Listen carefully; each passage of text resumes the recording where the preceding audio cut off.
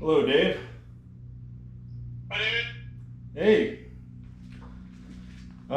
Thanks for being patient with me, man. Just got home from work and I got everything ready as far as I can tell, so. Okay, yeah, like I said, being decompressed is much more important than still running a million miles an hour. If I stop moving, I won't get started again, so. Right, game on. Now, how are you doing, by the way? Did your weekend go well? It was exhausting with several hundred miles and 5 venues, but got through it. Wow, 5 venues. I thought you would just be at one spot. Wow. No, that would be nice. Rarely that happens, but that's okay. So. That's great. Okay, well, I know we only have 30 minutes, so I'll let you just kind of tell me what to do. But before we start, I wanted to ask what you thought, or if your permission. I do a YouTube channel, nothing big. I have 1,000 subs with motorcycle related. And I was going to film with my GoPro our consultation in the garage here, with your permission, of course. If it goes well, I can edit it however, you know. But what do you think about me filming with my GoPro while we do this? That's okay. Okay, yeah. And so it's just sitting over there running. We don't have to use the footage if, you know, so where would you like to start? So, best place to start is the back of the bike, actually, because that's creating quite a few headaches with the front. Yeah, okay. I wanted to mention that I wasn't jamming on the brakes. It was more of a steady, progressive stop to maximum braking. So, yeah. Where would you, what would you like me to do first? So if you look at the rear tire, yeah, the leading edge of the cycle, the tread pattern is definitely lower than the back edge. And so whenever you are at partial to deceleration, the shock is extending too quickly, and that is pushing a lot of weight forward onto the front wheel and front forks. Okay. So that's, from the picture that you sent, is pretty visually obvious that that's the case, and that's a really common issue as forecoil ages, that if you don't keep up with rebound damping, or when that rebound damping runs out, that you service the shock or have the plan for the service long before you get to that point, because once you run out of adjustment, we have a problem. So how much adjustment do you have left on shock rebound? I did 2 turns clockwise, and that was full amount of, that was high rebound. It's only got high and low. Okay, so for the rebound, you went in 2 complete revolutions or 2 clicks? Well, I didn't feel any clicks. Maybe I don't have the proper tools, but I did 2 complete revolutions. And that is from your previous setting? Yeah, I had messed with it a little bit, but not too much. All right, let's go ahead and pull half a turn out. So you're at 1.5 in. Gotcha. I have little I have painter's tape set up everywhere where I can rest the phone against it. Let's see. Nice. So what did I do with? Oh, it's right here. I work at the Ducati dealer, by the way, here in Jacksonville. Okay. Yeah, and a bunch of the guys are familiar with you at the shop. So I was going to say, if you're ever in Jacksonville, Florida, swing by the BMW Ducati dealer in Orange Park. Well, hopefully I get the 2021 tour back on for traveling the US and going to dealerships Right. to put events on. So if they're interested, I'd come out for a Friday, Saturday. Oh, an actual event. Yeah, that would be great. I'll have to mention that. I mean, we got a lot of a long ways to go with everything that's going on, but that would be excellent. And then, if the shop feels that will be something worthwhile for their customers, then you can make it an exclusive offering to your customers. Okay, well, we're in contact, so I'll let you know down the line. But forgive me, what did you say to turn? I need you to go counterclockwise, Yep. half turn. Half a turn. Okay. Yeah, counterclockwise.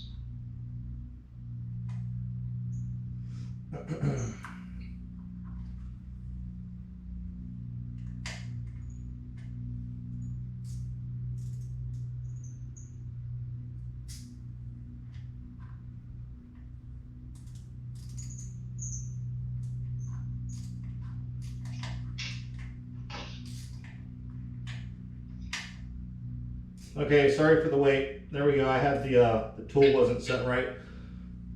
Done? That's okay. All right. Now, on the back of the bike, how much static sag do you have? Did you measure it or did you test it? I just when I'm standing next to the bike, I can lift up and there's no static sag. I don't have a wheel chalk. That's fine. So you believe at this point in time you have 0? That's my belief, yes. All right. So if you can pull the bike back to the phone about half the distance that it currently sits, that'll give me a good look at the shock. Well, I can just pick up the phone here.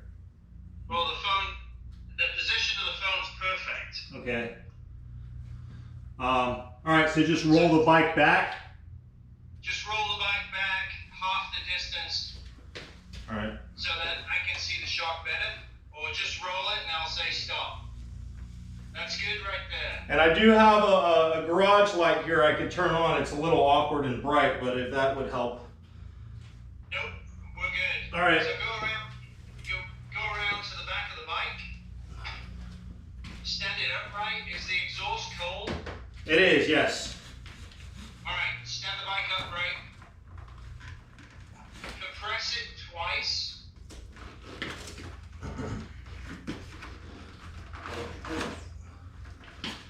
Okay, now lift it. Now lift it. Okay.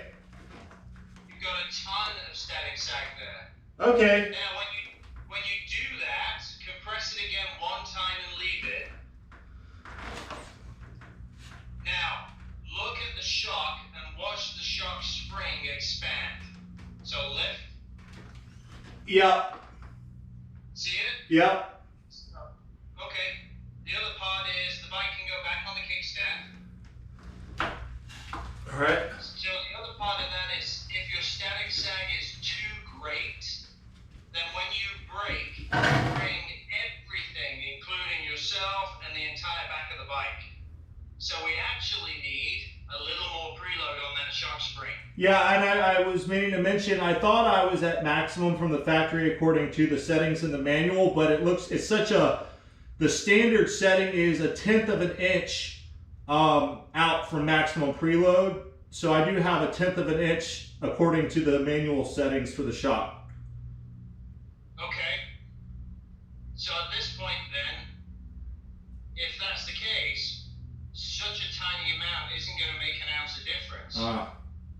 So the spring is the issue. So if you look at the coils on the spring, the spacing on the swing arm end is greater than the spacing at the engine end.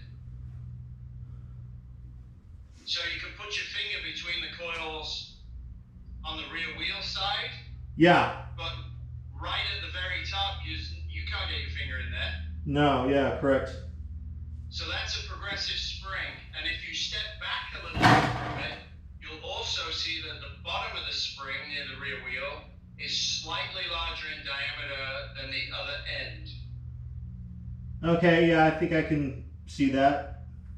So you have a double progressive spring, which even at maximum preload gives gives you a proverbial ton of static sag. Okay.